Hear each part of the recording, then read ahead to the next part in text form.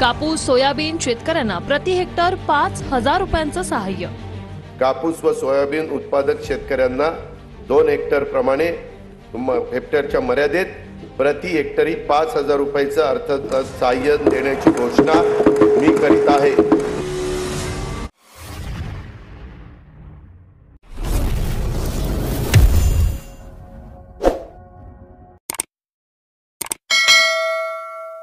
शेतमालाच्या स्थानिक पातळीवर साठवणुकीसाठी गाव तेथे गोदाम ही योजना राबवण्यात येणार आहे।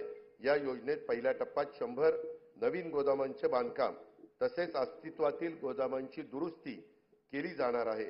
कापूस, सोयाबीन तसेच अन्य तेलबियांच्या उत्पादकतेमध्ये वाढ आणि मूल्य साखळी विकासासाठी विशेष कृती योजना राबवण्यात येत आहे।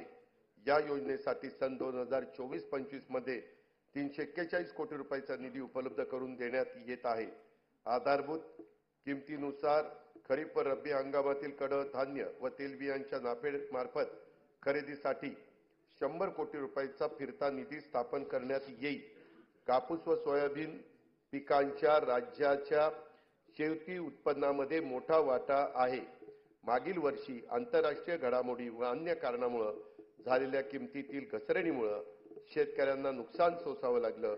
शेतकऱ्यांना दिलासा देण्यासाठी खरीप पणन हंगाम 23-24 मध्ये कापूस व सोयाबीन उत्पादक शेतकऱ्यांना 2 हेक्टर प्रमाणे हेक्टरच्या मर्यादेत प्रति हेक्टरी 5,000 रुपयाचं अर्थसहाय्य देण्याची घोषणा मी करीत आहे। अध्यक्ष महोदय, ही घोषणा खरं तर निर्णय कॅबिनेटनी मागच घेतला होता, पण 3 दिवसात आचारसंहिता लागली, त्यामुळे नंतर आम्हाला त्याचे जे काही वितरण करायचं होतं ते करता आलेलं नव्हतं। आता आम्ही पुन्हा हे आचारसंहिता संपल्यावर हे 5,000 रुपयाचं अर्थसहाय्य देणं हे कापूस सोयाबीन शेतकऱ्यांच्या करता तो निर्णय सरकारने घेतलेला आहे। कांदा उत्पादक शेतकऱ्यांना अर्थसहाय्य करण्यासाठी सन 2023-24 या वित्तीय वर्षात 350 रुपये प्रति क्विंटल प्रमाणे 151 कोटी 66 लाख रुपये अनुदान देण्यात आलं आहे।